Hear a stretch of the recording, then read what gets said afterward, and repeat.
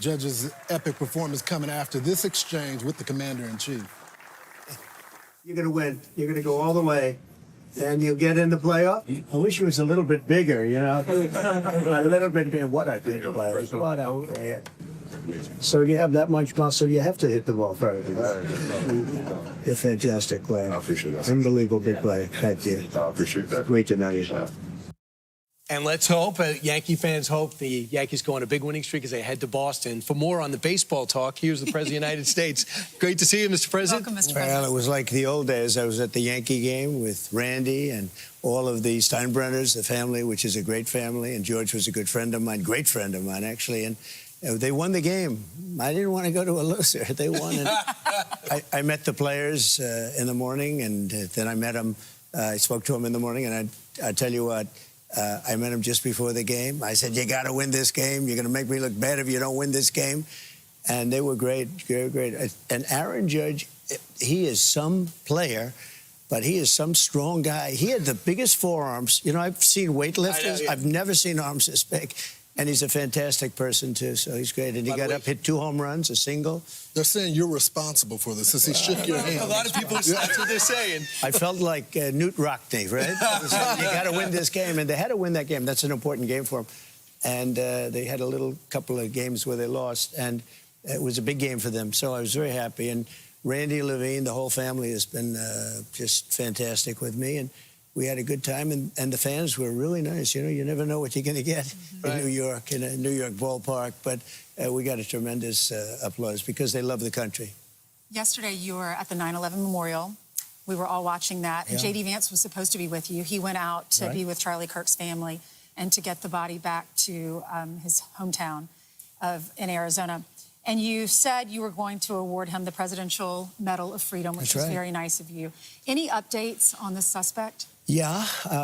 Can I always say, I think, just to protect us all, and so Fox doesn't get sued, and we all don't get sued, and everything else. But I think with a high degree of certainty, we have him in custody, right? In custody. Everyone did a great job. We worked with the local police, the governor. Everybody did a great job. You know, getting somebody that you start off with absolutely nothing. And we started off with a clip that made him look like an ant that was almost useless. We just saw there was somebody up there.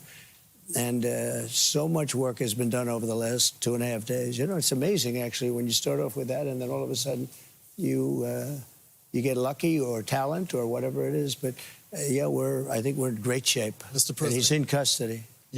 Your suspicion was that he was radical left. And now you have more information. What can you share with us about his ideology? Yeah, Lawrence, let me just... And by the way, Lawrence is doing a good job. What's going on? Fantastic job, yeah. I'll tell you what, I'm very proud of you. Thank you, sir. I said you were going to do well. Yeah, I think that I don't want to go too far. I'd like to tell you some stories at how it happened, but essentially somebody that was very close to him turned him in. And that happens when you had some of those good shots. Somebody is going to say, whether it's a parent or whatever, I'd rather not say right now. They're going to announce it today, sometime later, probably talk about that. But somebody close to him turned him, you know, they said, whoa. It's interesting. We had very good pictures, but not great, not perfect. And when you look at it, what happened is somebody, and this happens a lot. It happened with the crazy Boston bomber. It happened with others. Somebody that's close recognizes even a little tilt of the head, which nobody else would do. And somebody that was very close to him said, that's him. And essentially went to the father, went to a U.S. Marshal, who was fantastic, by the way. And the person was involved with law enforcement, but was a person of faith, a minister. And brought him to a U.S. Marshal, who was fantastic. And the father convinced the son, this is it. And again, I'm always subject to be corrected, but you know, I'm just giving you, based on what I'm hearing, they'll give you a much more active. I just heard about it 5 minutes before I walked in. As I'm walking in, they said, looking real good. They have the person that they wanted. So you have breaking news, don't you, huh? Thank you. You always have breaking news, Ainsley. Sean's going to be very disappointed that that we're not doing it on his show. He'll be very thankful and appreciative of the I think police so. officers that got this I guy. think they did a great job. Everybody worked together. Pam Bondi is incredible, by the way. People don't know what a star she is. She's incredible. And it all worked out. Could I ask you just some clarification? So a pastor was able to turn him in, or they got the family of the shooter to turn them in? Well, it was a minister, and the minister went to a minister who was involved with law enforcement, by the way. And his good friend is a top U.S. Marshal. And they took it from there. And then it was a father got involved, namely his father, and said, we got to go in. And they, so I understand it. And again, subject to change. But, you know, the facts are the facts. We have the person that we think is the person we're looking for. But they drove into the police headquarters, and he's there now. Did the father know about what the son had done? I don't know. I'm going to let you get all those questions later, because I can't tell you how accurate. The bottom line is they have somebody that they think did it. So, Mr. President, there is the death penalty in Utah. Yes. And I do know this is going to be a federal case, and there's many of us believe that Charlie was targeted because of his political ideology. Yeah. What's going to happen to this guy? Well, I hope he's going to be found guilty, I would imagine, and I hope he gets the death penalty. What he did, Charlie Kirk was the finest person. He didn't deserve this. He worked so hard and so well. Everybody liked him. I've been watching. Even the left is having a hard time. They fired this guy, Dowd, from MSDNC, who's a terrible guy, terrible human being. But they fired him. I hear they're firing other people. And, you know, we're talking about radical left. Now, they're a little bit, but radical left networks and cable channels, horrible channels like MS, I always call it DNC because it's, you know, somehow affiliated with the Democrat National Committee. So, you know, it's a little statement you make. But MSNBC, but NBC, ABC, CBS, they're all terrible, absolutely terrible and unfair. But even they have been giving it sort of like, this can't be allowed to happen. And I just love moment of silence at the Yankee game, moment of silence at the Redskin game, Commanders game last night, because they understand this doesn't matter who you voted for. This was a special person. My opinion is that you have people, when a soldier dies, you write a personal letter, you feel it. When something happens in America, you feel it, you show up for it. I feel like with Charlie Kirk, from what I witnessed, for you, it's almost like a family member. You know, Don said to me, he's sort of like a son to you. Charlie got involved like 11 years ago, I think. He started, you know, he's a brilliant guy, but he didn't go to college. He actually started in college. He was so bored that he left. He would have done very well in college if he wanted to, but he was brilliant. I always said, you know, can you get a degree because you're sort of used to having people like you went to college, right? Yeah.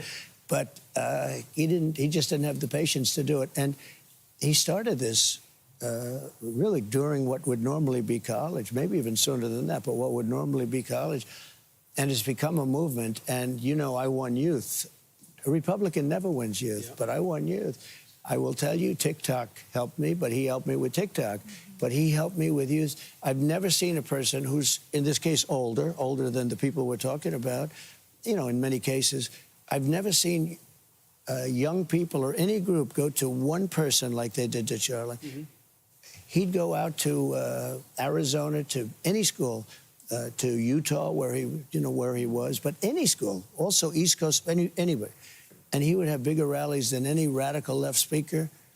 And it was killing them because he'd have 5,000 people show up, 10,000 people show up. They'd go and they'd have 50 people, but they talk big league, right? Now, he was an unbelievable talent, but he was more, it wasn't really so much a talent. He just really believed it. He just believed it. He loved young people. He wanted to help young people, and he didn't deserve this. He was truly a good person. Mm-hmm. Do you think it's important for people to see how he died? I think it's to see the horrific. Did you see it? I didn't watch. I didn't want to watch. I heard about it. You don't want to watch. I would have never made a good doctor. Let me put it that way. Yeah. You know, I mean, I heard enough. I didn't want to watch it. I didn't want to remember Charlie that way. But yeah, it's horrific, is what I hear. Just horrific. I hear that nobody can. I know friends that were there, and they told me. They said what we witnessed. the physical emotion of being there, you know, or watching it on television. He was somebody that, I always said he was very talented, but, you know, when you love something so much, it's almost not even talent. It's that you do it well because you like it. It's a passion. And he had a passion for this. I spoke to his wife yesterday. She's like devastated. Of course. But in between the devastation, they want to keep Turning Point going.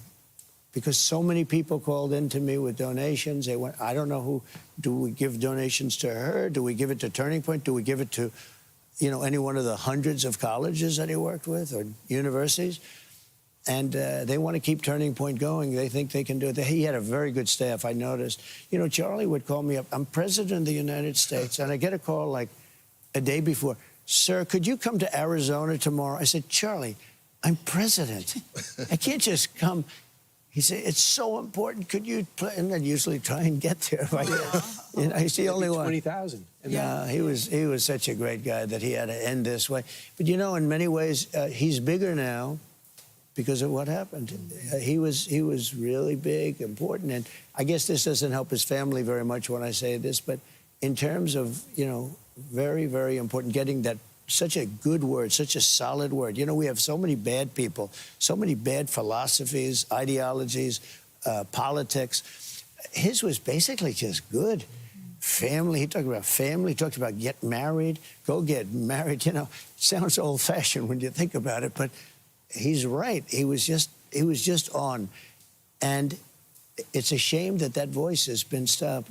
But I think from what I see, you know, I got to know a lot of his people. He had great people, and that includes his wife. She's very talented. He said she's the best writer he's ever seen. You know, she's a writer, among other things. So maybe they can really keep it going. So, Mr. President, was it a one-off? Was this guy that assassinated Charlie? It seems to be. He wasn't a part of a bigger network or anything that we know of? Well, you don't know. I mean, you don't know. I hear these people talking so badly about me and others. I'm a guy that just wants to make America great again. You know, we want to look at what we did in D.C. We took D.C., probably the single worst place in the country in terms of crime. There's no crime. It's a crime-free area. I went to dinner the other night, stood out in the middle of the street, did interviews with you guys, but I did interviews right in the middle of the street. If I did that 6 months ago or a year ago, I would have about a 30% chance of being here to talk about it. Or getting shouted down. And you know, it's amazing. D.C. is now a great safe. Now we're fixing it up physically, too. We're putting in new medians. We're going to give everything a little coat of asphalt so we don't have potholes all over. You know, filling a pothole is fine temporarily, but they'd fill a pothole and never touch it for 10 years. Right. And, you know, old potholes don't look good. We're going to fix it up. We're going to make it beautiful at a very minimal cost. And we're going to have the most beautiful capital in the world. But even more importantly than that, it's very safe. People would come from Iowa, they'd come from Indiana, and their son would be killed. They'd be killed. And now you can come and you can enjoy. I was very embarrassed because I had the president of Poland in, and they started asking me about D.C. a couple of weeks ago. And I said, we're very proud of the fact that nobody's been killed this week. And he looks at me like, you know, head of Poland, he says, whoa, is that? And he said, well, and I'm telling the press, you know, they're doing the little thing in the Oval Office, our great Oval Office, our very upgraded Oval. And the press is asking me, well, what about that? He said, we haven't had anybody killed in the last 3 weeks, and it's been like 9 years since nobody's been killed. Every week, somebody's been killed for years, and we haven't had crime. And they said it's down 87%. I said, what about the 13%? You know, why wouldn't it be? It's down 100%. Right. So you'd be very proud of your capital. You can go there now, and by the way, business is booming. Restaurants are booming. And this all took place within, we really did it in 12 days, but now it's better. You know, each day it becomes even better. Mr. President, what do you say to the families that are watching, the moms, dads, that we've heard so much negative news with the lady being killed on the train, terrible. Right? And then we have Charlie Kirk. We had a school shooting the other day. And those are just 3 big events that happened in the last few days. So, or that we learned about. The girl was killed in the attempts on your life? Yes. Well, one thing I do say, I mean, look, we have, that maniac has gone through trial right now with a fantastic judge. That was the judge that realized that deranged Jack Smith was deranged, okay? She's a phenomenal judge. I don't know her. I appointed her. but I don't know her at all in Florida. And she's a, really talented person, brilliant judge. And by coincidence, she got that case. And, he's like a wise guy, troublemaker, it seems. But we have to have, for, like, the person that killed the young girl, she was like a beautiful girl, 22, 23 years old. And, when she got onto that train, you could see that she just wanted to hide. Even before this happened, she almost like snuck on. She didn't want to make anything. She just wanted to be. She was afraid. Finished her job. No, she was afraid. But if you look at her before the way she sort of like she wanted to and she's looking at her phone like this. She felt very unsafe. Okay, we can't have that. And then this maniac gets up from behind. That's another one I didn't want to watch. I didn't watch it. I knew what happened, but I didn't want to watch it. And what he did to her was unbelievable. And then he walks through, the knife is dripping blood and everything else. One thing I say, we have to have quick trials. Yeah. I call it quick trial, because in China, they do have quick trials, They don't wait 6 years and you start off guilty and you end up reason. guilty in China. Oh, it's terrible. What happens here is you go through 7, 8 years, and by the time it ends, and then they say, well, he had a reason to do it because he wasn't treated right in grade school, and it's his teacher's fault, and it's the government's fault. That guy they should have a trial the following day, as far as. But do you know that they said? I mean, when you have somebody on tape, here's a guy on tape getting ready to, and then he did his thing. The whole thing is on tape. This should not be going on. This trial will go on. It'll start in 2, 3, 4 years. We have to have, in certain places that do it differently, they have what's called quick trial. You have a fast trial, a fast verdict. Right. Now, if he's guilty, we're going to have to keep him, feed him, take care of him for, let's say, he's 28 or 29 years old, I understand. So, like for 50 years, we're going to be feed. But he never should have been let out. Now, in Utah, he shouldn't have been let out. And the judge should be responsible for that, the way she did it. But in Utah, they have the death penalty. And you have a very good governor there. The governor, I've gotten to know him. The governor is very intent on the death penalty in this case, and he should be.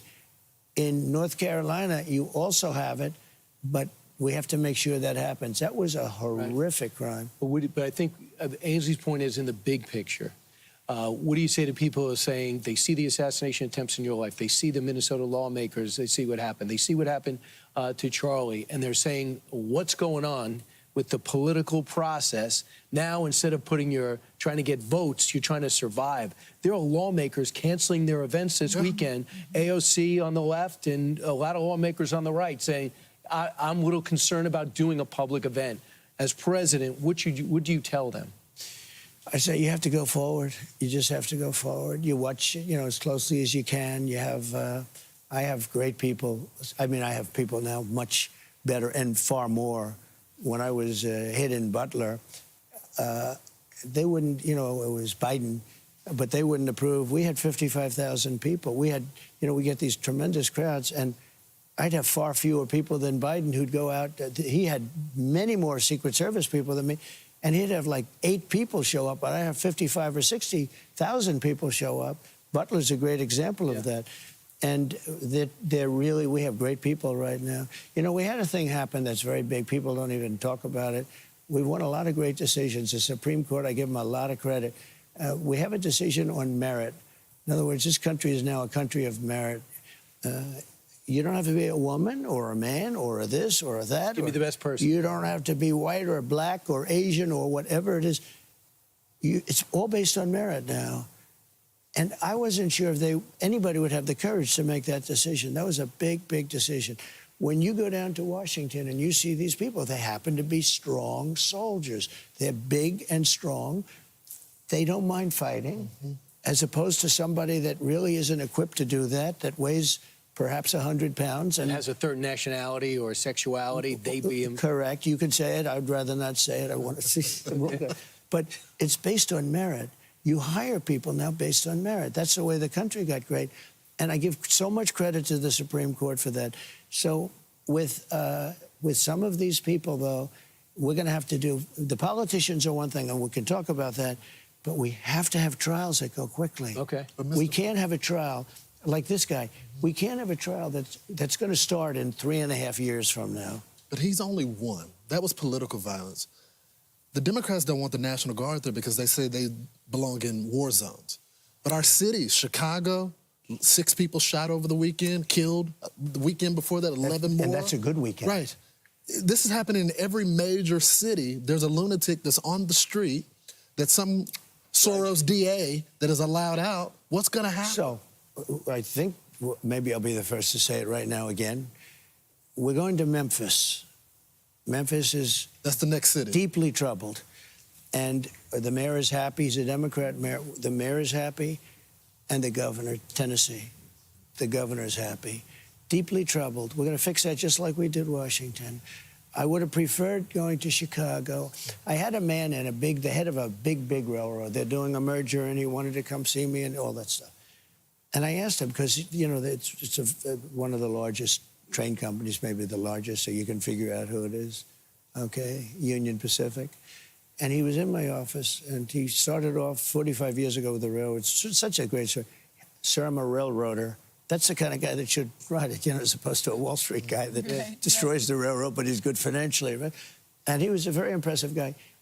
And I said, so what do you think? Where should we go next as a city? Because we're going to go 1, 2, 3, and then we'll do a few at a time. But we're going to straighten out the crime in these cities. He said, sir, Memphis would be good because he's on the board of FedEx. He said, when I walk 1 block to my hotel, they won't allow me to do it. They put me in an armored vehicle with bulletproof glass to take me 1 block. He said, it's so terrible. I said, let me ask you a question. So we're going to Memphis. I'm just announcing that now, and we'll straighten that out. National Guard? The National Guard and anybody else we need. And by the way, we'll bring in the military, too, if we need it. But National Guard. But Memphis is, look, it's a great music city. It's, you know, home of Elvis and everything else. But I said to him, where else should we go? Where would you say? He said, sir, please do me a favor. St. Louis has been so badly hit. It's very hard, very, very hard. He said, don't lose Chicago. You're going to lose Chicago, sir. It's a great city. You're going to lose Chicago. And then we have this Slav Pritzker on television every day. All he does is hit Trump. I said, does he realize last weekend he had 11 people killed and 28 wounded? It doesn't bother him. He says he's got the situation handled. And he keeps saying, we have no crime problem. The week before, he had a week where he had 72 people injured and like 11 died. But if he does 5, like you just said, 5, that's a good week. Every weekend, they're losing many people. It's out of control. But when this guy, who's a smart guy, you know, he heads the biggest railroad, he said, the way he said it, he said, sir, please don't lose Chicago. We are about to lose Chicago. It's a great city. You can save Chicago. You had a decision in San Francisco that said you're not allowed to use the National Guard, the military in California, and you're waiting for that decision on the appeal. Does that... We've been winning all those decisions. We just won one against Newsom. You're waiting for it, and a lot of people think that it's just a matter of time, but you're appealing it. Are you waiting for that appeal to go your direction so you can put the National Guard and don't have to worry about the courts telling them to pull We're really out? not. We think we're going to win all of them, and we have been winning all, and we just won one against Gavin Newsom, who's been terrible. Look, if we didn't go into L.A. a few months ago, you wouldn't have the Olympics there. They lost 25,000 houses to fires because they didn't have the water come down from the Pacific Northwest. They have a lot of water, but they send it out into the Pacific to protect a little tiny fish, right? Which did very badly when it didn't have any water, by the way. Right. But just the whole thing is so crazy. You wouldn't have lost any houses. You would have had a fire. They would have had sprinklers going. They would have had fire hydrants. But they lost 25,000 houses. Now they want to build low-income housing where many of those houses were. I don't know if you heard this. Yeah. This came in last week. Nobody's got their permits. The federal government, Lee Zeldin's incredible. He got, and they're much tougher permits. Everybody's permitted in California, in Los Angeles. Everybody has a permit to build their house, to rebuild their house, except the city and the state haven't given the permits. It's a long time now. And the people want to build. But now Newsom... What's the reason? It's environmentalist. Because they're just incompetent. No, but it's really they're incompetent. They could avoid the virus. My environmental is much tougher than his. Everybody had it within 30 days. This is now over a year, and these people are standing outside the house. They want to rebuild the house. But in my opinion, even worse, they now want to take a large section and they want to build low-income housing there in a very high-income Pacific area. Palisades. It's unfair. I mean, it's unfair to the people. And, you know, they want to be politically correct, so they don't. They're seething inside, but they want to be politically correct, so they don't want to say That's it. every city, Mr. President. I know they Not reject every the, city. the politicians Yeah, it's reject a lot it, of cities. but Yeah. you got Chicago and all these other cities Yeah. that say the people we interview them. They say they want the National Guard. They want safety. Memphis, they The want people it. want So it. why not just go anyway? The Democrats don't want it. Look, almost every city that's in trouble is run by Democrats. Cashless bail is a disaster. When they came out with that, and I think it started in New York, I have to tell you, but when they came out with, so somebody kills somebody and the judge says, all right, come back to trial in 10 years and, you know, go out, and then he goes out and kills somebody else. Cashless bail has to be ended immediately. Sanctuary cities are a disaster, but it's a Democrat. There are a couple of bad Republican places, and we'll fix them up. By the way, the Republicans want me to come in there so badly. Louisiana, New Orleans. But, Tennessee. well, the governor of Louisiana, that's the other thing we could fix up. Orleans. I could fix that up in a week and a half. New Orleans is really in bad shape, and the governor wants us to go in. We'll do that, too. But Chicago's a major city, and when that person told me, smart guy, sir, please, he was almost like, you know, as somebody that loves the country, and he knows every city. The railroad stops in all these cities. He knows the good, the bad. He said, sir, some are too far gone. He said, don't lose Chicago, sir. You're about to lose Chicago. He means lose it permanently. That's Right. what's going to happen.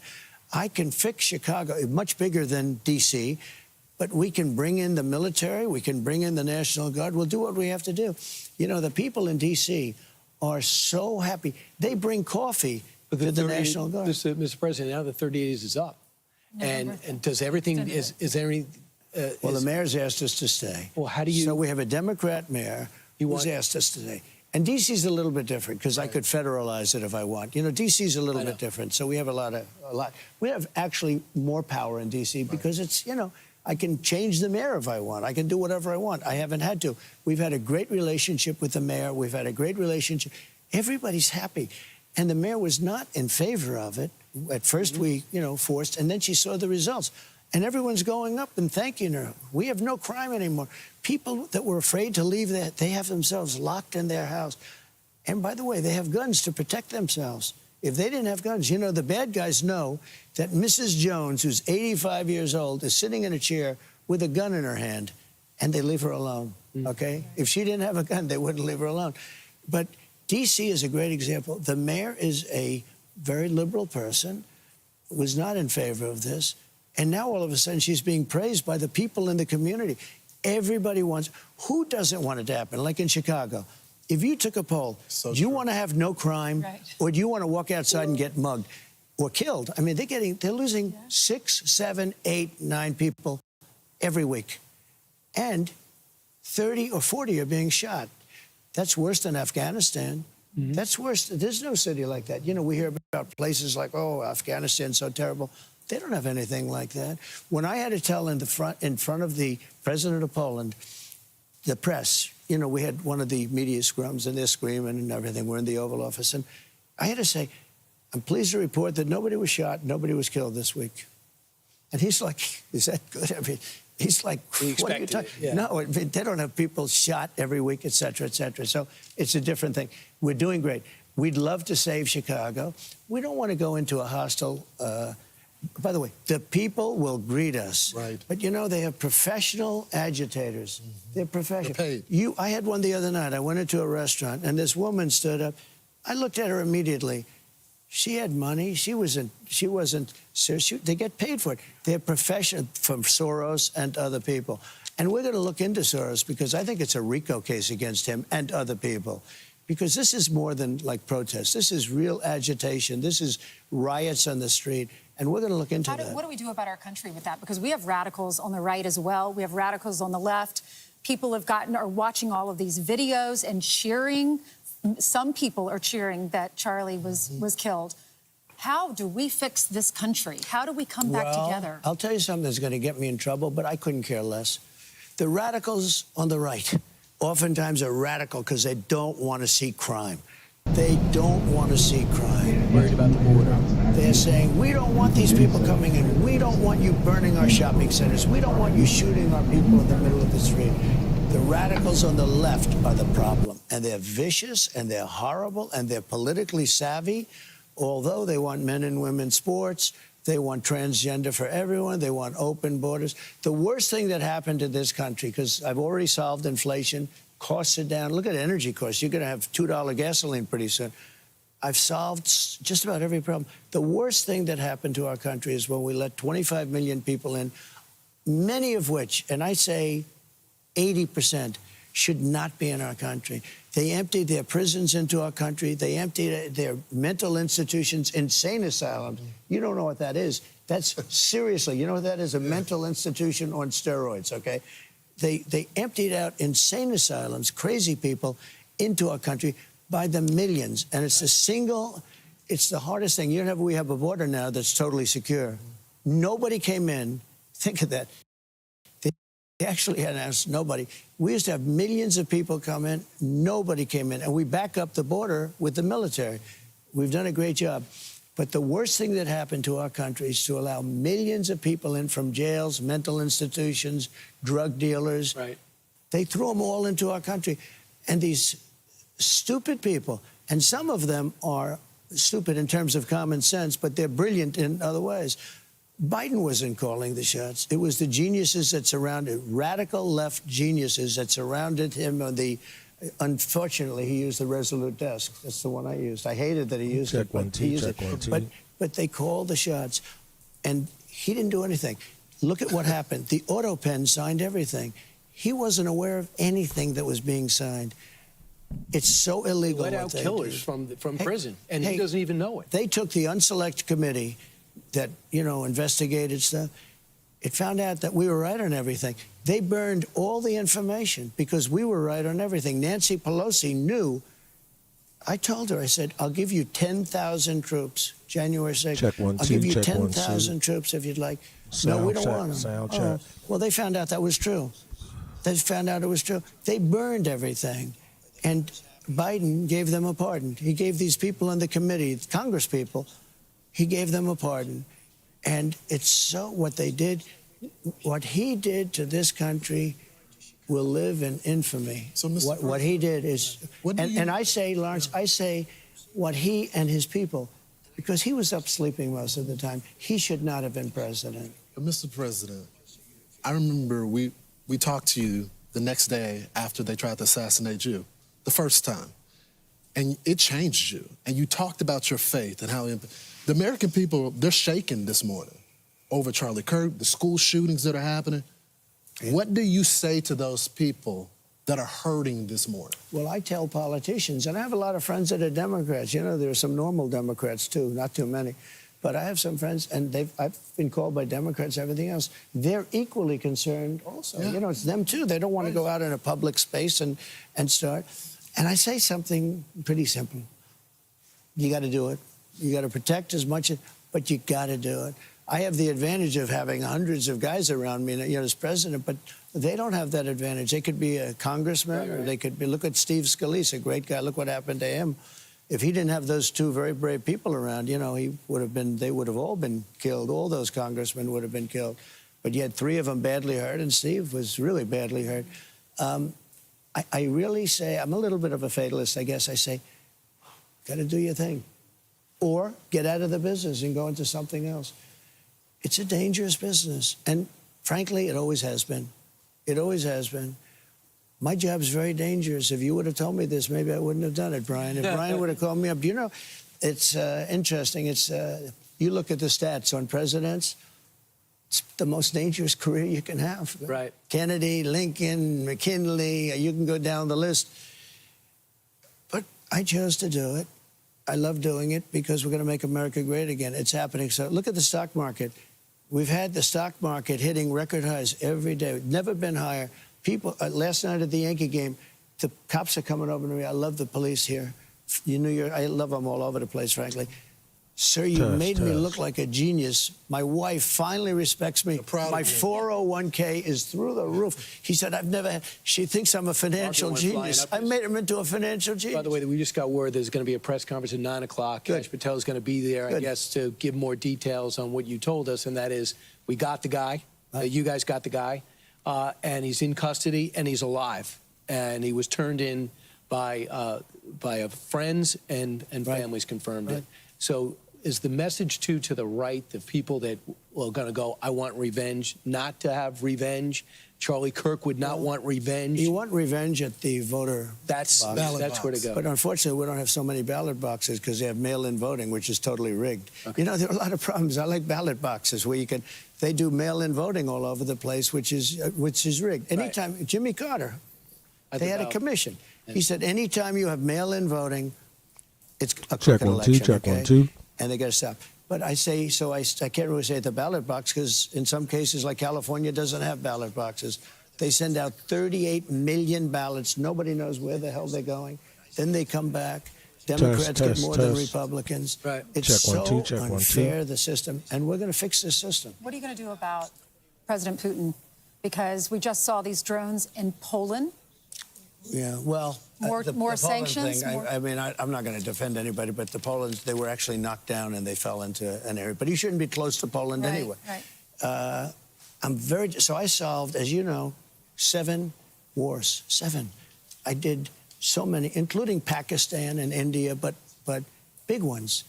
Some were unsolvable. Congo and Rwanda. I solved it. It was going on for 31 years. Millions of people killed. I solved wars that was unsolvable. Azerbaijan and Albania. It was going on for many, many years. I had the prime ministers and presidents in my office. They sat so far apart. One chair was there, one chair was there. I said, fellas, This get is together. definitely Come a on. good thing. He said, you know, I've been fighting. The one said, both great guys. They said, I've been fighting for 22 years. I've been killing his people for 22 years. He's been in there for 22 years. The other one's in there for 7 years. He said, for 7 years, I've been killing their people. I said, let's hug. Test, and make test, up. test. And anyway, we solved the problem. Check 1 2, They said check it was 1 unsolved. 2. I did 7. I thought the easiest one was going to be Ukraine and Russia. But the problem is really Vladimir Putin. You talked to him in Alaska. Yeah, I did. He has I'm picked up the pace of the disappointed. bombing. Look, there's tremendous hatred between him and Zelensky. Tremendous. It's, I've seen it But before. But Zelensky I've says never I'm seen- coming to the table. Well, Zelensky now he says- does. No, now True. he does. He wasn't coming to the table so Right. quickly. You remember the famous. So does your patience run out with Putin? Yeah, it's sort of running out and running out fast, but it does take 2 to tango. It's amazing. When Putin wants to do it, Zelensky didn't. When Zelensky wanted to do it, Putin did. Now Zelensky wants to, and Putin is a question mark. But we're going to have to come down very, very strong. It's the only one. This is the one, because I've always had a great relationship with Putin. This is the only war that I haven't solved. Now, let's get into Gaza, because that's another one. So those are 2 that are. Before you move on, can I ask More you, what complex. is clamping down on Vladimir Putin? Well, it'll be hitting very hard with sanctions to banks and having to do with oil and tariffs also. But I've already done it. I've done a lot. Look, India was their biggest customer. I put a 50% tariff on India because they're buying oil from Russia. That's not an easy thing to do. That's a big deal. And it causes a rift with India, you know. And remember this is a Europe problem, much more than our problem. The other thing I've done, Brian, and I know how you feel and very strongly about it, and I understand a lot of people do it, a lot of people don't, frankly. But we were spending $350 billion on a war that was across the ocean. Europe was spending $100 billion. It's still a lot of money, but it should have been equalized, at least equalized, or they should have spent more. But I did something. As you know, I went to NATO, great relationship with all of those NATO countries, and I got them to raise from 2% to 5%. And then I got them to pay for anything that all of our costs now are being paid by NATO. So NATO is very, you know, they're rich countries, and they're now paying. We're sending missiles and things to NATO. NATO's paying us, and they're distributing to where they want, which is, in this case, Ukraine. Mr. President. Which is a big saving. That's a big difference. We're not spending, but I heard you know they what I want to stopped, do? yeah. I want to stop it for a different reason. Because now, I guess you could say we make money. I don't want to make money, but we're making money because. But I want to stop because they're losing 6,000 to 7,000 soldiers every single week. And they're not American soldiers. They're Russian and Ukrainian soldiers and some people in the towns. But the big numbers are the soldiers. They're losing. Last week, they lost 7,018 soldiers. A little bit more Russia than Ukraine. But they both, they've lost 1.5 million soldiers fighting back and forth. I want to stop it on a human basis. Their souls, they're Russian souls, they're Ukraine. They're not American. Yeah. But I just feel I have an obligation to do it. And that was the one I thought was going to be the easiest of the 7. Right. And that turned out to be the toughest. But you got another But one. I'll get it done. You got Hamas, and you already given them one final warning. They've rejected every single offer. They're upset, and Qatar is upset, but they have terrorists in their country right now. What are you going to do? You already gave them the final warning. So you remember this, when I got involved, it was a mess. Biden left us a mess in everything. The economy, inflation, everything was, he was the worst president we've ever had in this country. His administration was grossly incompetent and radical left, by the way. Radicals. They don't even think of it as, they thought open borders were great when people pour in from jails. He left us a mess. We're going to get that fixed. We're going to get it fixed. But remember one thing, I'm the one that got the hostages back. Steve Witkoff has done a great job. We have other, Adam Bowler, I don't know if you know Adam Great guy. Bowler. He's a guy, all he wants to do, he's a rich guy. I was going to put him in charge of a massive fund. He had any job he wanted. He only wants to work on getting hostages back. We've got 67 hostages back, and we don't pay any money. Biden would pay $6 billion for 5 hostages, and they'd get more than we would. But they were always getting like $6 billion.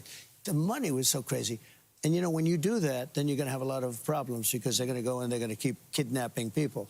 But we're going to get it solved. But remember, I'm the one that got all the hostages out. I got them out. Unfortunately, you got a lot of dead people too. You got a lot of dead. They killed. It's a ruthless group of people. I told Hamas, we want our hostages back. We want those hostages back. Now, we have all the Americans back, but now I'm talking about hostages, mostly Israeli. But, of the hostages back, so there's 20, but there could be a couple dead in the recent days. But there are 20.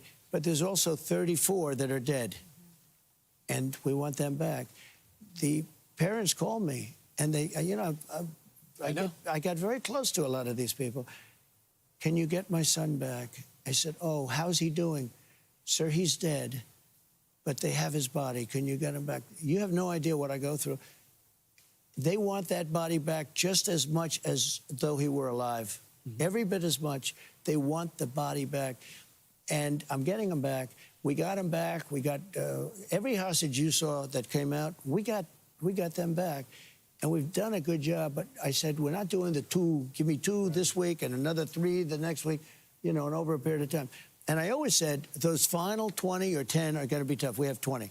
But I said, those final are going to be very, very tough. Let's see what happens. I told Hamas, you got to give us the hostages back. And they're not. Well, we're going to find out. What about interest rates? Because we're hoping Jerome Powell lowers the interest rate this month.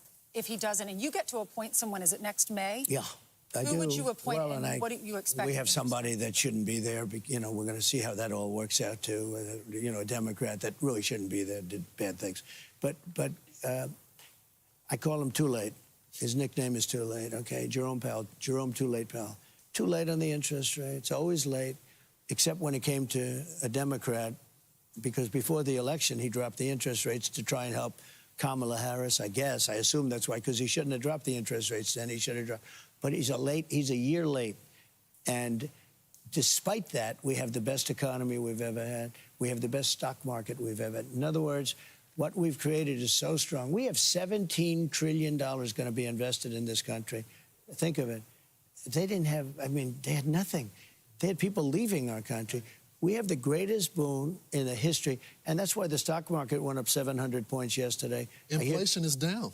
Inflation's down. Well, I have low inflation. Yeah. He had the highest inflation in history. Up to 9, yeah. He had really, in many things, 18, 19, 20%. He had the worst inflation in the history of our country.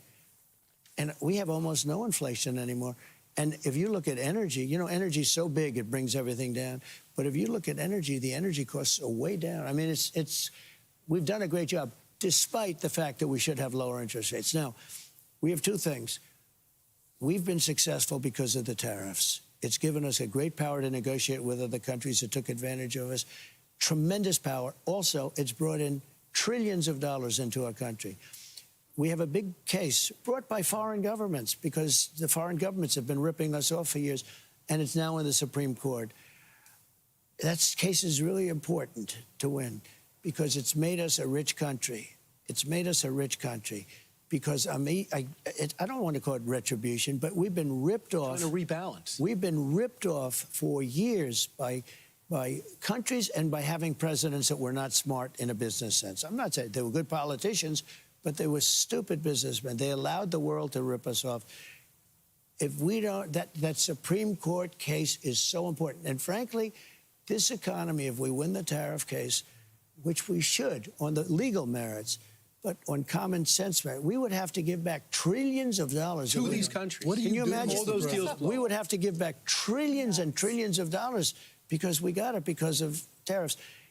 That case is one of the most important cases in the history of our country. What do you do if we lose that case? Well, I don't want to talk about it. I mean, I guess we'll find something, but it would be a very tough thing to lose that case. It's a totally legal case. It's good. What we did is right. The president has the power to impose tariffs. And for national security reasons, for everything, we've become a rich country. Remember 2 months ago, they said, we found $29 billion, a lot of money. We found, but peanuts compared to that, but they found $29 billion, sir. We don't know where it is. I said, where did it come from? They said, we just don't know. I said, check the tariff shelf. I call it the tariff shelf because the money is so ridiculous. It's enormous. They called me up the next morning. Sir, you're right. It came in from additional tariffs. $29 billion. We're a rich, powerful country. And when we're rich, we can do more things for the people. So Senator John Thune this morning says he believes that Chuck Schumer wants to shut the government down along with Hakeem Jeffries. They signal they will not vote for a clean short-term government funding package. How does President Trump deal with the government? Well, we have to get Republican votes, that's all. If we do, we have the majority, so we have to get But don't you have to get 60, don't you? No, we're going to do a probably continuing resolution, or we're going to do something. So we're going to do something that... Here's the problem. The Democrats they're sick. There's something wrong with them. Schumer is, at the end of the rope. He's going to be defeated in the next election. If you gave them every dream right now, every dream that they've, they want to give away money to this and that, destroy the country. If you gave them every dream, they would not vote for it. That's how bad. I told them, don't even bother dealing with them. We will get it through because the Republicans are sticking together for the first time in a long time. Look, we got I call it the great, big, beautiful bill. That has tax cuts for the middle class. No tax on tips, no tax on Social Security, no tax on overtime. You work We haven't overtime. felt that yet. You're going to feel it really big. I'll tell you, the biggest thing right now, we have to win the Supreme Court case. If we win that case, this country is a rocket ship like no other country ever in the history of our world. They're not confirming your appointments either. Over They're holding them down. But I'm going to get it done because we're not going to be doing something that they want. They want something very badly, and I won't tell you what it is yet. You'll figure it out pretty soon. But we're not going to be doing that. So I'm fine. We got 200 people that left their jobs in order to come into the administration. And the Democrats are blocking and some of them are great. If I had George Washington and Abraham Lincoln, they came back from the dead, and they wanted to go into the administration, Schumer would not approve them. They're doing a nuclear option, right? They're going to put about over 100 through. We have some things that are very powerful that in many ways you'd like not to do it, but I'm okay. I'm okay. These are obstructionists. These are agitators and obstructionists, the Democrats. Now, I hope it gets back. In the old days, a long time ago, it sort of started with Obama, you want to know the truth. There was a level of unbelievable hatred. And Bush, I was not a big fan of Bush, as you probably know, and you are, so I'm not going to get into an argument. Really good. We don't have to, but I'm a much better golfer than he is, at least. But you know what? I think he'd agree with that. Everybody agrees with that. But let me just say, our country is doing great. A year ago, we had a dead country. It was a dead, embarrassing country. We have the hottest country anywhere in the world. Mr. President, see these buildings? A lot of them in New York City you built. I do. That's called capitalism, not socialism. We have Mom Donnie, who is ahead in the polls here. What's your reaction? It's amazing. It's up by 20. I call him my little communist. He's my little communist mayor. But, you know, he has to come to Washington for money, a lot of money. And it's amazing. I was so surprised by this. Even the other two candidates, I mean, you know, you look at the candidates. Now, maybe one-on-one somebody could beat him, and I'm not looking at the polls too carefully, but it would look like he's going to win. And that's a rebellion. It's also a rebellion against bad candidates, okay? It's a rebellion. They're tired of it. You know, they're seeing things happening. We have taxes being put on us in New York by Democrats that are so bad that even the Democrats are revolting. It's not possible for a Democrat to lose. Right. I did, you know, in the presidential election, I did great in New York. I did great, you know, considering it's New York. Considering it's New York. I mean, I did great. But there's a lot of question on the voters, you know, on the booths and everything else on the votes. But we should never be in a position where we're talking about a communist. Now, a communist running... Doesn't like capitalism. Running what could be, because it's, you know, so badly run. But what could be... I'll tell you, if I were mayor of New York, it would be the greatest city in the world so fast. Are you going to get more involved? Because we have such great cops. You know, I looked at the police, New York's finest last night. They all wanted my picture, autographs. They beat the hell out of my hand. My hand is like a wounded warrior. They shake, and they're strong as hell, the police. Some of these guys that... Oh, yeah. They're taking, you know, it's based on merit again. So now they're very strong. When they shake your hand, and some of them are crying. Because they never cried. When they were born, they didn't cry, but now they're crying. Because they love our country. They love me, and you know, they know it's law and order and stuff. Yeah. They want common sense. Sir, may I shake your hand? May I please shake your hand? And they're crying, and they're shaking my hand. I'm saying, but here's why that really matters, to Ainsley's question, is because he's not pro-police. Mm-hmm. He's pro-social worker, just sending him out there. And if those cops aren't back, they're not going to do their job. So you got Cuomo, Sliwa, and Adams. Are you calling for those three to drop out? Well, I think they have to have one candidate. One say. And it would look to me like Cuomo, frankly, is leading the other two.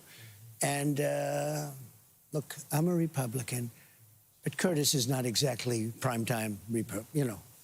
He wants cats to be in Gracie Mansion. He wants to open it up as a kid. That's the home, for those that don't know. He's a good crime fighter. The magnificent home of the mayor. It's beautiful. Gracie Mansion, to me, is like a fabled place. If you're in New York, no, we don't need to have thousands of cats. He didn't want cats to eat the rats. It looks like, look, Cuomo, you know, you have a weather person here who I happen to think is wonderful. And I just told Janice, I said, you know, you are responsible because of her level of passion about what happened with her parents-in-law was so incredible against Cuomo that really brought them down. Janice, I hope you're watching, because I'm saying it with respect, but that brought Cuomo down. Her level of passion, you know, what he did with the nursing homes, it was so horrible. Yeah, but nobody had the impact that Janice Dean had. I used to watch, and she'd be doing the weather, and then she'd start talking about him. And she was very emotional about it. She definitely loved them. You know, their parents-in-law, as I understand it, but she definitely loved them. And that was brutal for Cuomo. He seems to be leading by a little bit, but he's still way behind. It almost looks like even one candidate wouldn't work at this point. Is not going to Mr. President, I'm curious, because you talk about common sense. Have you had any Democrat pick up the phone and say, Mr. President, let's work together on this? Well, I did. You know what I did? In the first term, we had the most successful economy ever. My first term was very successful. Everyone says it.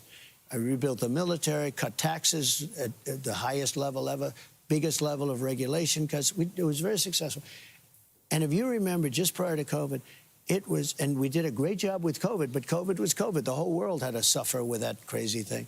That was horrible. But we had the most successful economy ever in the history of the world. And Democrats, radical left Democrats even, were calling me and saying, could we get together? I always say, success is going to bring us together. That's right. There's nothing else going to bring us together. And this was the ultimate success. We were rocking and rolling, and Not as much as we are right now, I'll tell you, because the stock market's now like going crazy, the 401ks, everything else. But we were doing unbelievably well. And Democrats were calling me, sir, I'd love to meet with you. I said, I don't believe it. This guy. It was coming together. The only thing that's going to bring us together is tremendous success. I understand.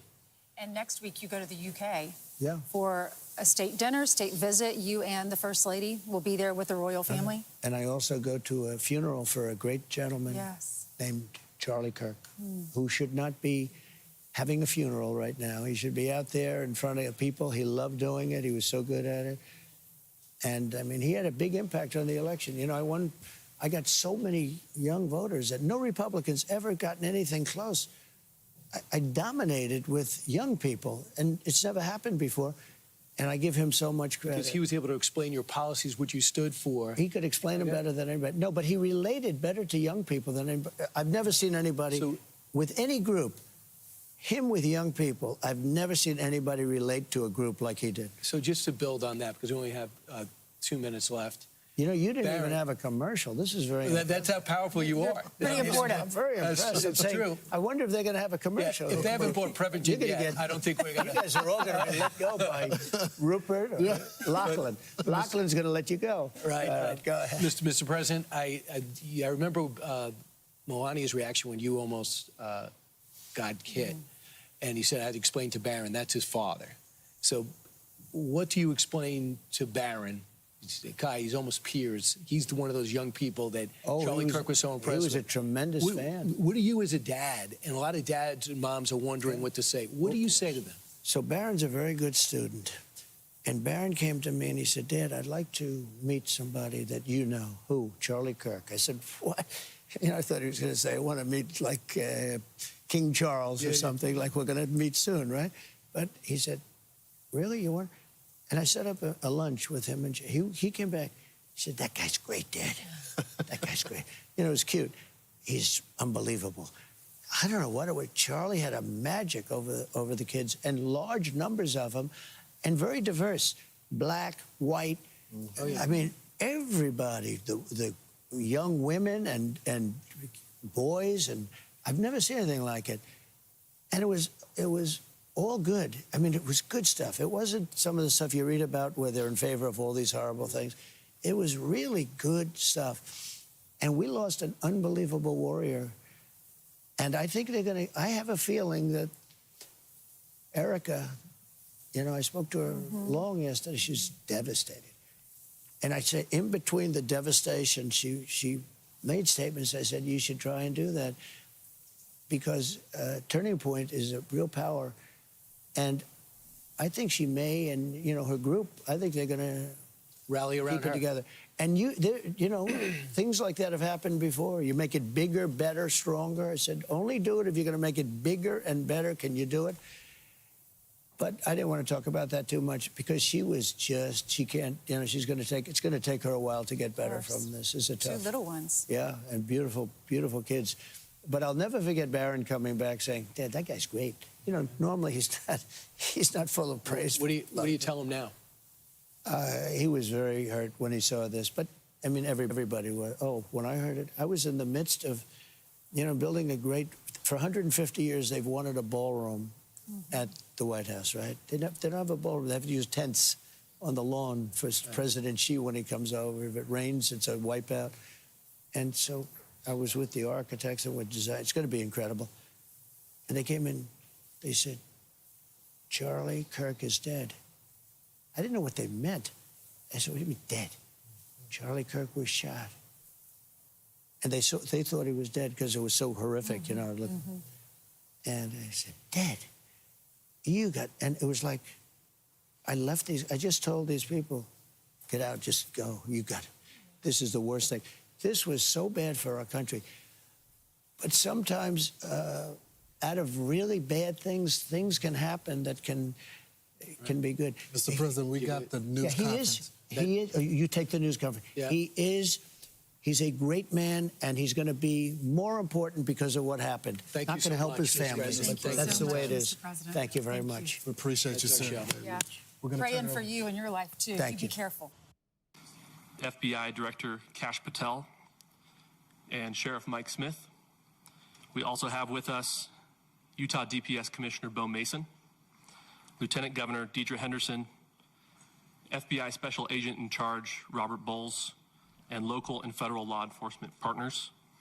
Following the remarks today, Governor Cox, Director Patel, and Commissioner Mason will take questions. Thank you.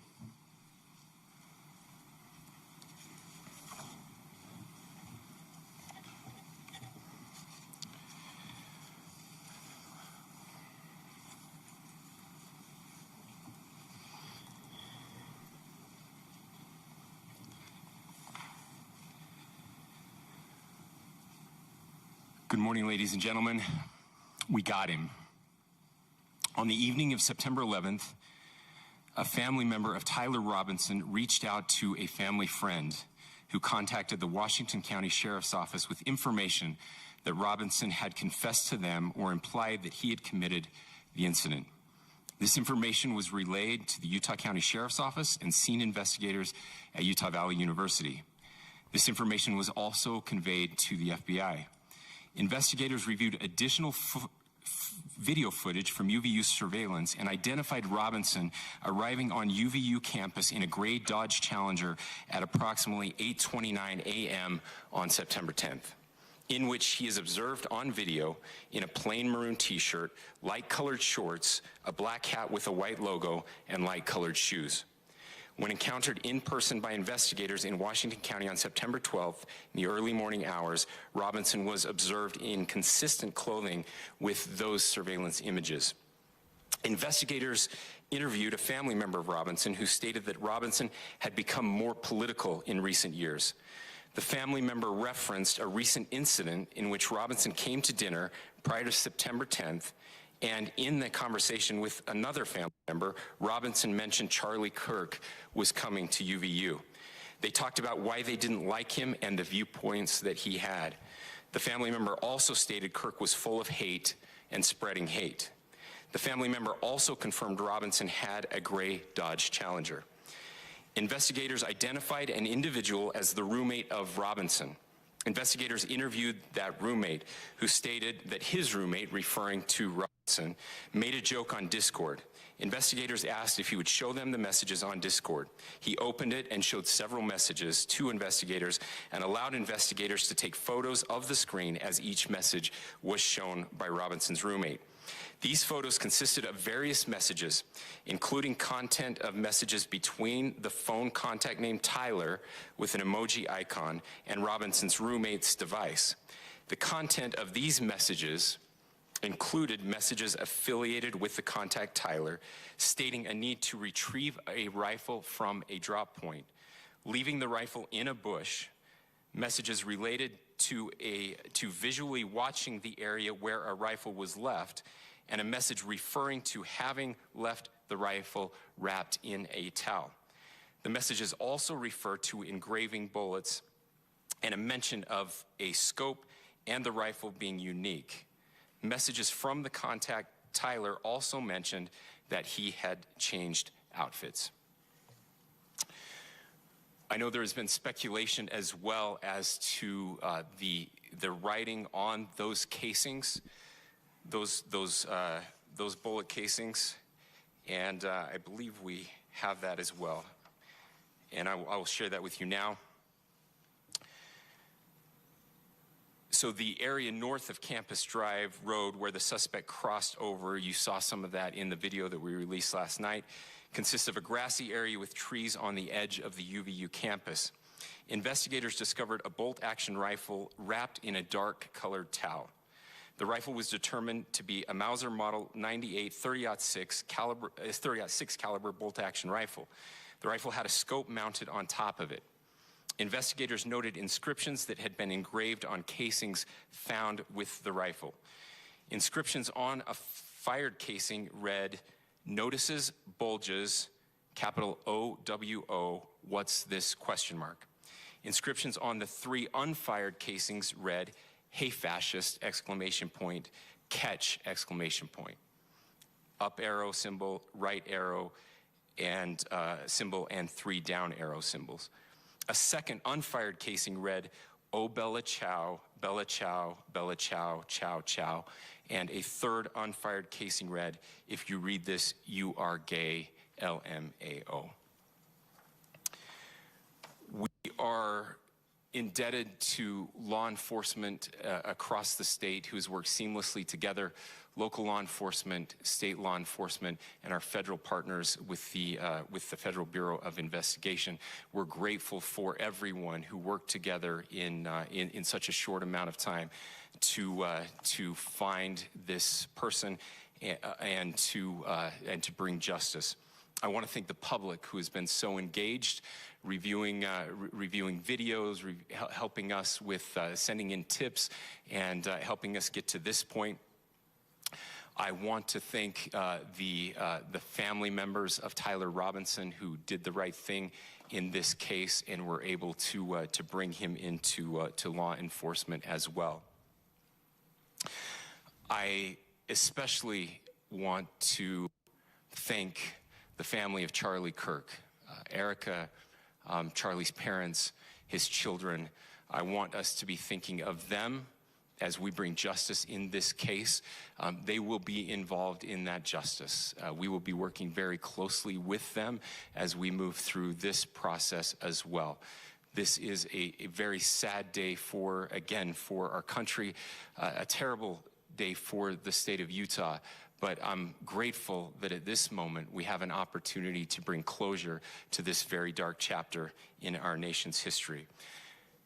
With that, I will now turn the microphone over to the Director of the FBI, Kash Patel. Thank you, Governor. This is what happens when you let good cops be cops. The FBI and our partners are proud to stand here today together to bring justice to the family of Charlie Kirk and honor his memory. I want to express my deep gratitude to President Trump, the Vice President, and the entire White House who have been so incredibly supportive with both resources and just personally to the FBI as a team. They had our backs the entire way, and I just want to express my gratitude for giving us the resources we need to operate in this space to bring this sort of justice at this sort of speed. In 33 hours, we have made historic progress for Charlie. Governor Cox, our partnership has been absolutely incredible these last few days. Our partnership will endure. Your state and local partners, your sheriffs, your DPS community has been unbelievably impressive in the hardest of times. And a case like this cannot be solved, cannot be brought without partnering with your state and local authorities. The FBI has a certain role to play, and we will play that role, and we will lead out the federal government. But Governor Cox, we are so grateful for your state partnership that led out on this investigation. A little bit of the timeline. Charlie was shot at 12:23 p.m. on Wednesday. The first FBI agents arrived on scene in 16 minutes with chiefs of police at 12:39 and secured the scene. The FBI immediately launched fixed-wing assets. We utilized these assets to transport personnel, specialty technicians, hostage rescue teams. We also utilized these assets to go back and forth from the East Coast and here in Utah to transport forensic evidence and other evidence that will be analyzed and is being analyzed at our FBI laboratories in Quantico and other laboratories, including the ATF. At my direction, the FBI released the first set of FBI photos of the suspect at 10 a.m. local time on 9/11. Then, shortly thereafter, the FBI reward of $100,000 was released at 10:45 a.m. local. Myself and Deputy Director Bongino arrived on the scene at approximately 5:30 p.m. on 9/11. The governor led a press conference last night at approximately 8 p.m., where at my direction, the FBI released a never-before-seen video of the suspect. We also released new images to the public of the suspect. And just last night, the suspect was taken into custody at 10 p.m. local time. In less than 36 hours, 33 to be precise, thanks to the full weight of the federal government and leading out with the partners here in the state of Utah and Governor Cox, the suspect was apprehended in a historic time period. And I want to highlight what Governor Cox said. This would not have been possible without you, the media, and you, the public. That's why we went so public, so fast, and we're so transparent, and we're committed to that transparency. The crime scene, just a little bit there. It is a large crime scene. State and local authorities, along with federal authorities, processed that crime scene quickly. And I even had the ability to walk through that crime scene and walk through the steps the suspect took to learn more about what was needed and what resources we needed to bear to create a full picture for the FBI and leadership back in Washington. Furthermore, thankfully to state and local partners, forensic evidence has been seized and continues to be garnered. Forensic evidence has already been evaluated at FBI laboratories in Quantico and state and local authorities here. We will continue to process evidence as we see it, as we collect it, and we will continue to deliver to Governor Cox and his team. Last night, we had a total of approximately 7,000 leads. As of this morning, thanks to your great work, we have over 11,000 leads that were called in to the FBI. And we are running out every single lead that we can. Every one of those leads will be run out. The arrest is a testament to the dedication of good law enforcement being great and partnerships in law enforcement, which I've tried to highlight as my tenure as the director of the FBI. There is no better relationship for law enforcement than the FBI to partner with state and local authorities, and you've seen it here in these last few days. The FBI Salt Lake field office, along with our offices in LA, Phoenix, Denver, San Antonio, Las Vegas, Pittsburgh, Buffalo, our headquarters component in Quantico, all participate in the FBI. I want to express my deep gratitude to the employees of the FBI, the men and women, the evidence response team tacticians, the special operators, the agents, the support staff.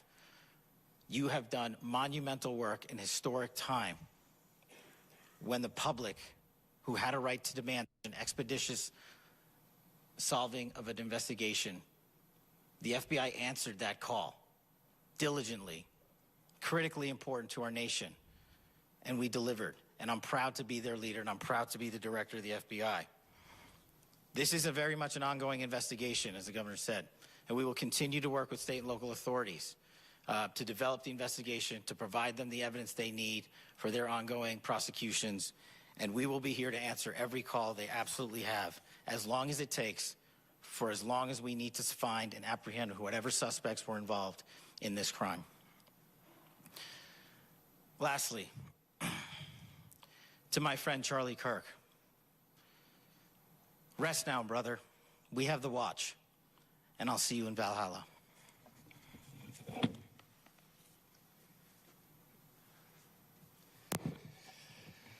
Thank you, and good morning.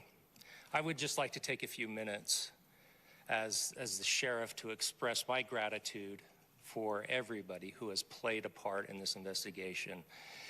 As you know, it's been a vast, a complicated, and a very, very fast-paced investigation. You're looking at people standing up here who are running on, if they got an hour's sleep in the last couple of days, they're probably lucky. It has been very taxing. It has been so impressive, speaking on behalf of the local law enforcement, to see the cooperation that we've seen in this type of case. Across the state, sheriffs, chiefs, our state partners have stepped up and have come to the call on anything that we needed. Our county chiefs have been phenomenal. Our Utah County Attorney, Jeff Gray, who's standing up here with us, has been phenomenal in leading us through this investigation. I would like to thank the federal government for their resources, their assets. Our local team here, our FBI team, has been extraordinary in helping us work through this and bring this person to justice. Most of all, I would like to thank the public, and specifically, I would like to thank the public who turned to prayers and who turned to positiveness for us. I would like to thank them on behalf of the law enforcement community, because we needed those prayers. That's what we needed to get through this. We needed your support, and you gave it to us. We needed your patience, and you gave it to us.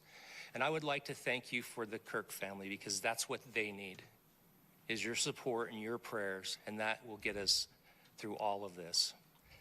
So thank you, everybody, for everybody that have stepped up. We've had such a phenomenal response to this. Thank you.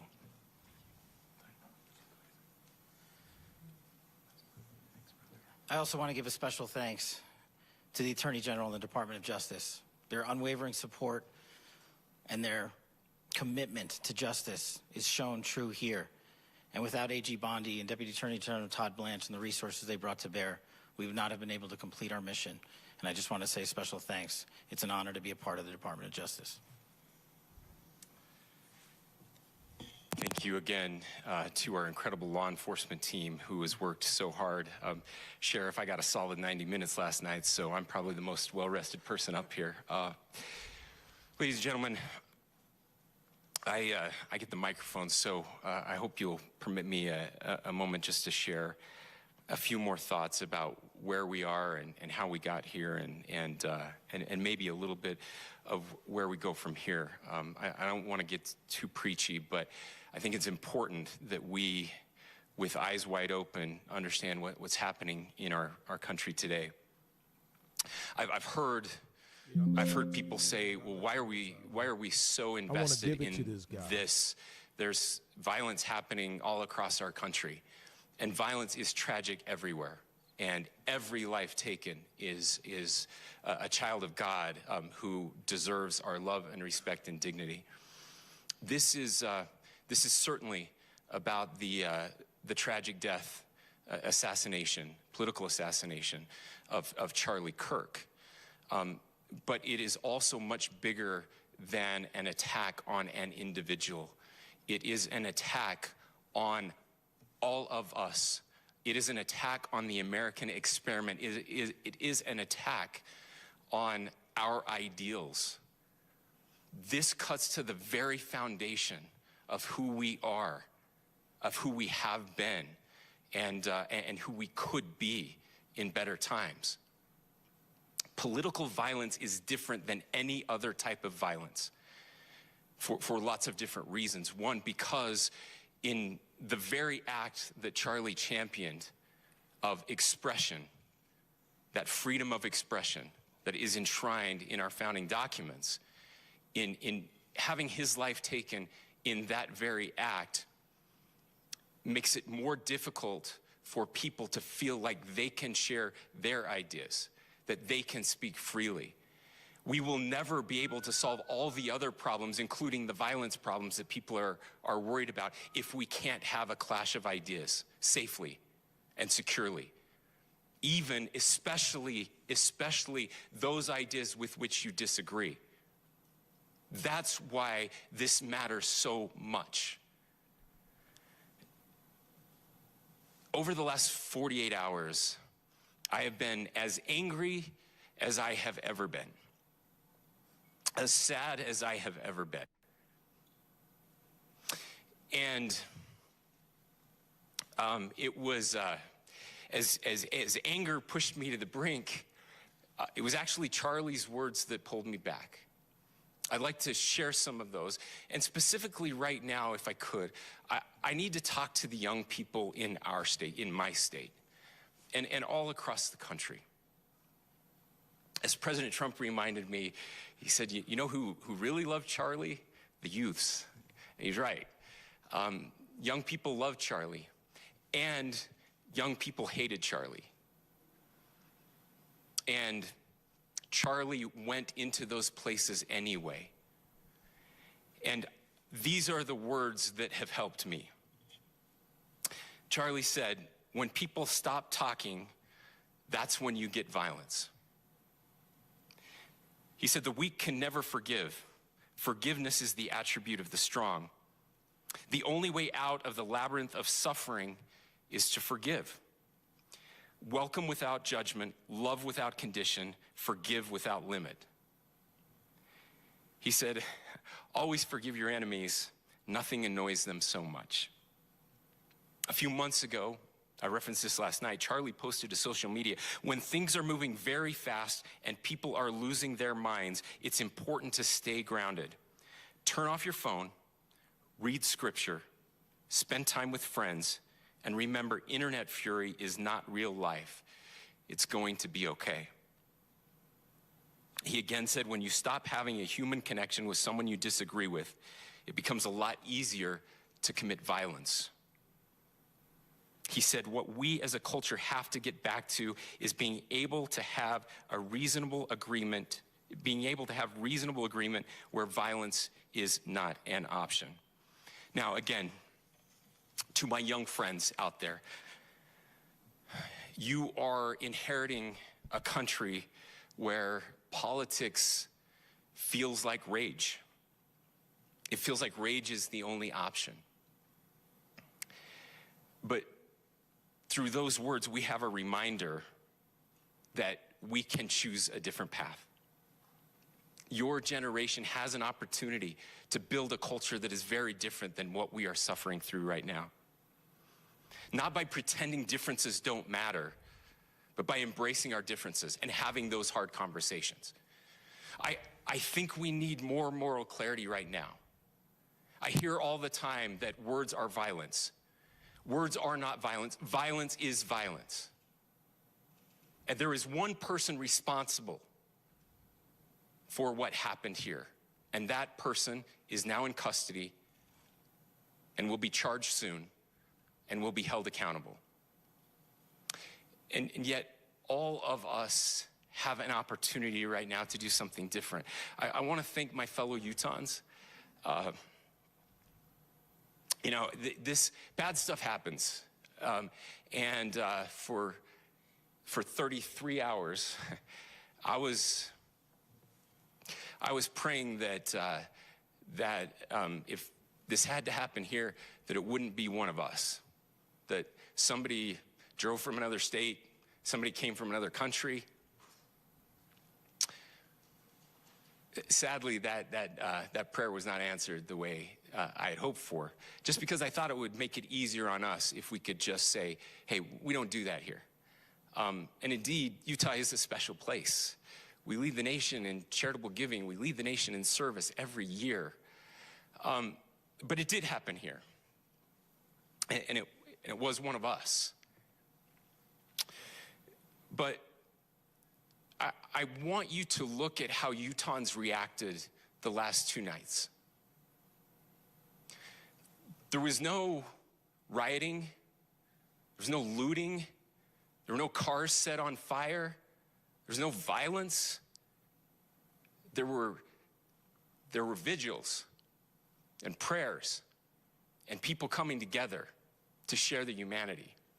And that, ladies and gentlemen, I believe is the answer to this. We can return violence with violence. We can return hate with hate.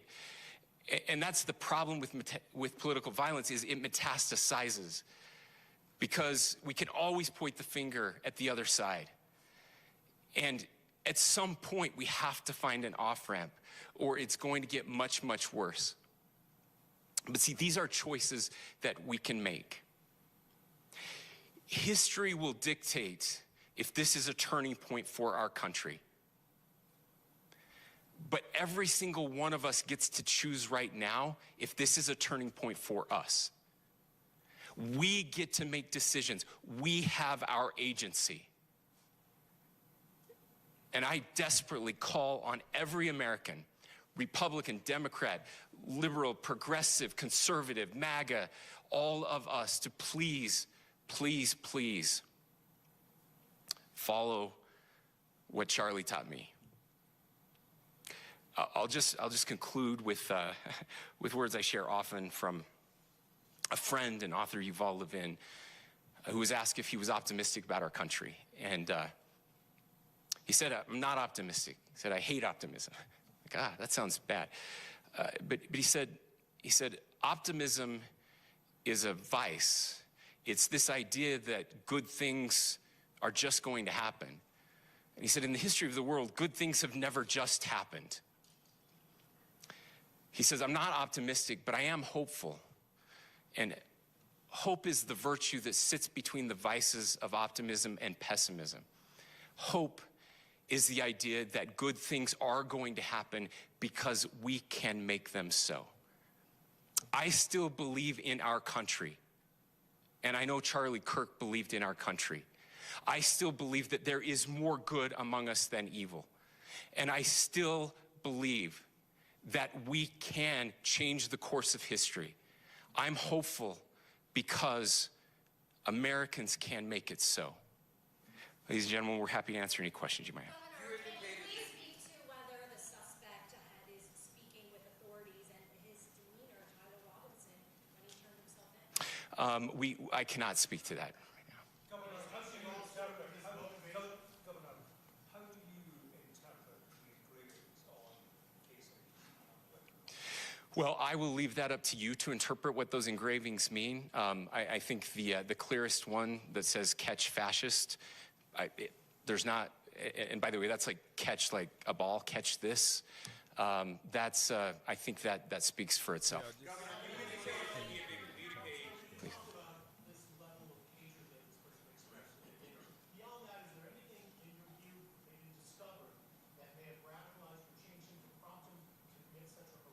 There's nothing more that we can share at this time. Governor, you indicated that he had been communicating with a friend on Discord about the gun. Do you anticipate any more arrests? We do not at this time have any information that would lead to any additional arrests. Do you believe he acted alone? Yes, but the investigation is ongoing. How he came into custody of police and where he is right now? Yes, so right now, Mr. Robinson has been booked into the Utah County Jail.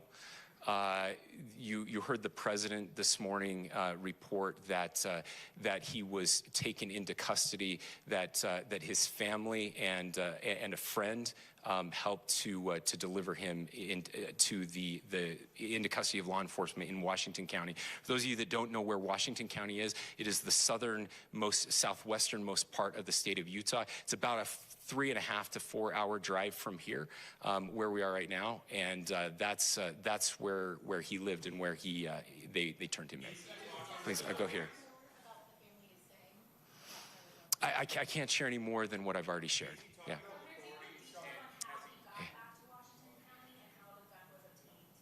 So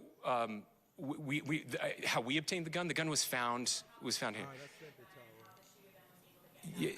So I don't have much more details on that. We do know that he drove. We had his car here on campus, and then we had his car going south back to the St. George. It's actually the city of Washington in Washington County. Is he talking with authorities and did he discuss a motive? I'm sorry? We don't have any information that would lead us to believe that.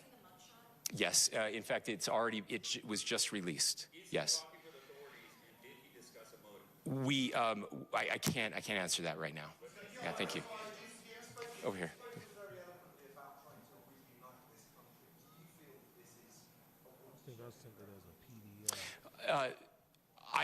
I absolutely believe that this is a watershed in American history, yes. The question is what kind of watershed?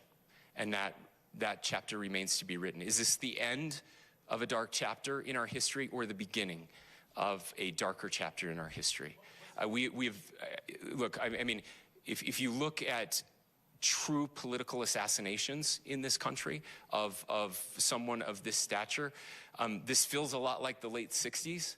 And having one so gruesomely displayed on camera in all of our hands and in all of our pockets, we are not wired as human beings biologically, historically. We have not evolved in a way that we are capable of processing those types of violent imagery. And by the way, we've seen another one with a gruesome stabbing very recently that went viral. This is not good for us. It is not good to consume. Social media is a cancer on our society right now. And I would encourage, again, I would encourage people to log off, turn off, touch grass, hug a family member, go out and do good in your community. That is happening, and it's happening organically right now. I had a friend in a small city in Utah who said, we're getting together, the Republicans and Democrats in my little town are getting together to have a discussion tonight, last night, just to find a way to find their better angels. So yes, this could be. I mean, you know, again, you have to go back to JFK to have seen a video live of something like this happening. I wasn't born until 1975, but I know things were really dark in the late 60s. Sorry to some of you. I know some of you were there. This is our moment. Do we escalate or do we find an off-ramp? And again, it's a choice. It's a choice, and every one of us gets to make that choice. Two more questions right here. Could we clarify that the release of those enhanced images at 8 p.m. in time Director Patel gave us led to the arrest at 10 p.m.? Is there a direct connection between those two events? I cannot comment if there is a direct connection or not, but all I can say is that that through some process, the family came to know that this had happened. One more thing, Governor. Could you just clarify the clothing issue you mentioned earlier? Was he changing outfits? Correct. Yes. So when he's first spotted on campus, he has different clothing on, and then he changes clothing on the roof, and then changed back into that clothing at some point, so that when he was apprehended, when he was arrested, the clothing matched the clothing he had on before the shooting here at UVU. Last question here. Yes.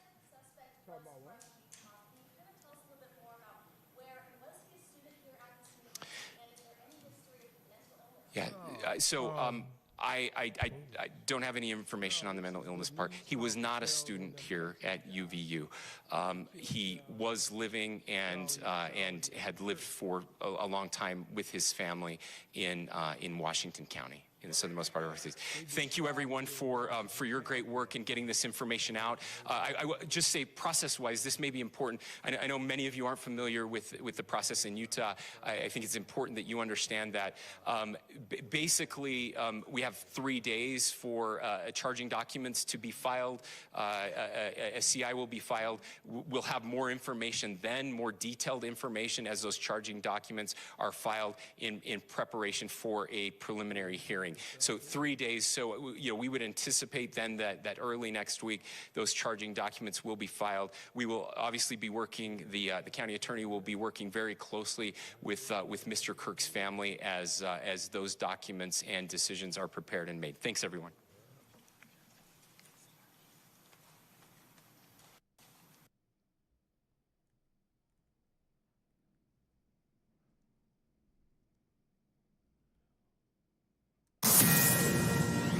The FBI providing a massive update in the assassination of Charlie Kirk, announcing 22-year-old Tyler Robinson, who you are looking at, has been identified as the man responsible for killing Charlie Kirk at a speaking event on Utah Valley University campus. Utah Governor Spencer Cox says a family member was involved in turning Robinson in, with FBI Director Kash Patel commending his team for swiftly bringing this suspect to justice. It was about 33 hours, and they found him. Good morning, ladies and gentlemen. We got him. This is what happens when you let good cops be cops. The FBI and our partners are proud to stand here today together to bring justice to the family of Charlie Kirk and honor his memory. The suspect was taken into custody at 10 p.m. local time. In less than 36 hours, 33 to be precise, thanks to the full weight of the federal government and leading out with the partners here in the state of Utah and Governor Cox, the suspect was apprehended in a historic time period. And Kash Patel ended those remarks by saying this: to my friend Charlie Kirk, rest now, brother, we have the watch. This is Outnumbered. I'm Kayleigh McEnany here with my co-hosts Harris Faulkner and Emily Campagno. Also joining us, Alicia Acuna, Fox News senior correspondent, and John Yoo, former Deputy Assistant Attorney General, UC Berkeley law professor, and former Justice Thomas law clerk. We begin with Paul Morrow, retired NYPD inspector. He's on the scene. He has been there since yesterday. Paul, we've been keeping in touch, and one of the aspects of this was the Discord messaging that took place between the roommate and between Tyler Robinson. And I just want to list for our viewers what we know about those Discord messages. There was talk about needing to retrieve a weapon from a drop point. There was mention of a weapon in a bush. To visually watch the area, it was wrapped in a towel in this message. Engraved bullets were mentioned as well. A weapon that was unique, a scope, and changed outfits. That seems like a pretty detailed description of what happened in messages with a roommate. Yes, it does, and it argues perhaps that the roommate was cognizant of what was going to occur or had just occurred, and that's absolutely going to be a very, very focused aspect of this investigation. You can imagine federal government pulling very hard at this. John, you will tell you that almost certainly by now a preservation order has been issued to Discord, which is a gaming app, to make sure they preserve all relevant stuff relative to this case that's on their servers. They're in San Francisco, so you can get to them. It's not like reaching some overseas entity. And they're going to be looking, that is the feds, will be looking for a potential federal nexus, something going across state lines or that implicates a federal statute. And one of the things that could happen here is that if this was a conspiracy, if there were a few people involved and they're communicating by Discord, well, there's your element. There's your operative element of a federal crime, because internet messages go across state lines. It's used for jurisdiction all the time. You have your federal conspiracy case, and that whole thing's in Fedland. You know, Paul, I also want to quickly tick through some of the messages that we learned were on the bullets, including, "Hey, fascist." There was a mention, if you read this, quote, "You are gay, LMAO." Some of them indiscernible messages. We also know that he, in fact, was at a family dinner where he articulated that Charlie Kirk was coming to that campus, that he did not like Charlie Kirk, and that he felt Charlie Kirk was full of hate. That dinner had to have taken place in the last 6 days. That is the timeline in which Charlie Kirk announced this event. I bring up all this information because you've got the conspiracy hook there potentially for federal charges. But what about terrorism? Because some of this points to perhaps having a political motive. You can call something domestic terrorism without actually charging it. The instances of federal charges being brought for terrorism not involving a foreign entity are as rare as hen's teeth. Almost always you need a foreign entity involved for the federal terrorism charges. So I'm skeptical of getting federal terrorism charges on this, but I don't think it really matters. In fact, I would argue you may be better off with the state charges, because state prosecutors are much more used to doing murder prosecutions, which is essentially what this is. So unless it takes an unexpected turn here, I think that ultimately this devolves to state court, unless I said we get this conspiracy piece. And again, they're going to be pulling in all of this. It'll be interesting to watch how the arraignments go. You'll remember the Mangione thing where there were dueling arraignments. I think a lot of that was because the federal government really didn't trust Alvin Bragg's office to bring that case in. This case, I don't think they'll have those trepidations. So let's see who ends up with the arraignment and who ultimately prosecutes the case. And of course, the death penalty being an option there in Utah. Paul Morrow, thank you. We'll get back with you. But for now, let's bring in former FBI Assistant Director Chris Swecker. Chris, I want to ask you what is happening right now, because we've learned just a little bit, just a sliver of what the FBI knows. I imagine there are search warrants. I imagine they are pouring through devices, looking through computers, finding anything that could hint at a possible motive or a possible conspiracy. Right. All of the above. Search warrants at his house, wherever he's, wherever his car, his mobile device, his laptop, his computer, social media sites, as Paul has pointed out. And I'll reinforce what Paul just said. I agree with him 100%. I think you're going to have to they're trying to find a federal nexus here, but I think they're going to have to shoehorn something in. John can, shed more light on this, but I have scoured the statutes. I cannot find one that actually fits here that would carry the same gravity and death sentence that a Utah state first-degree murder charge would bring. So, and they're also in the process now. We've moved from manhunt to prosecution. We're going to build a prosecution here, match the forensic evidence with the subject, talk to people, harvest all that computer forensics, electronic forensics. All that takes time. And, he has 3 days to go before the formal charges are filed in Utah. So there's a little bit of time there. But I really, really don't think we're going to see a federal crime charged here that carries the same gravity and certainty that you would have in Utah under a state charge. Chris, last hour, 2 hours ago, rather, Jim Trusty mentioned, an attorney, that there was not a prosecutor that he saw at that press conference, and that was strategic. And they strategically put out the evidence in a way that, did due diligence to what the public needs to know, but regarding and keeping mindfulness of the sanctity of the prosecution, he noted. If you're an FBI agent, how do you determine what the public should know and what you hold back? Yeah, and I'm also a former state prosecutor, so I look at it from both angles. And you have to have a lot of discipline at this stage of the proceedings to make sure that you're not giving more information than you should. I mean, there are federal guidelines, the U.S. Attorney's Manual and Department of Justice guidelines lay out what you can put out there at this stage of the proceedings, and it's pretty bare bones information. You don't want your witnesses getting their information from the media, and you don't want to feed details that aren't necessary to feed to certain witnesses. You want them to have their own recollection. So you don't want to so-called taint the prosecution in any way. You err on the side of caution. So I am a little bit surprised there wasn't a prosecutor there, because they should be there to kind of pull back on the reins if they need to. The last thing you want to do at this juncture is jeopardize a prosecution. You know, Chris, a final question to you.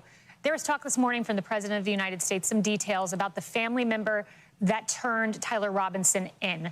That came, we now know, at the evening of September 11th. We've seen a lot of cases where there are family members that cover for their children, in particular parents, hide their children. Based on what the president said, it seems like perhaps the father was involved in keeping this individual detained and ultimately turning him over. The big break was a family member who came forward.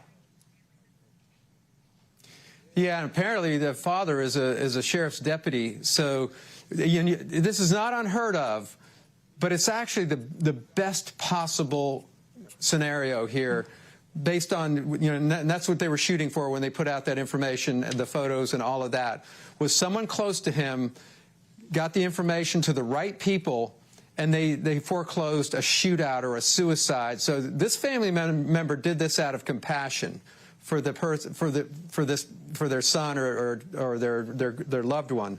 So this is hard to do. You can imagine the gut-wrenching decision that they had to make, but it was the right thing to do. And I've seen it happen before, but it is fairly rare, as you pointed out. But this is what we wanted to happen. Yeah, and last night, we were anticipating a press conference, and I was sitting there in for Jesse Waters, and I was told we're camera chasing down a street, and now it was 250 miles away. That would have been a ton of camera chasing that was indeed happening. But now we know that it was a father, a family member that excuse me one moment in my ear, there was a family member that made that big break. Thank you very much, Chris Swecker. Thank you. Hey everyone, I'm Emily Campagno. Catch me and my co-hosts Harris Faulkner and Kaylee McEnany on Outnumbered every weekday at 12 p.m. Eastern, or set your DVR. Also, don't forget to subscribe to the Fox News YouTube page for daily highlights. Yeah, man, you can look at this, and then all of a sudden they go deep, or they'll flag me, run me down.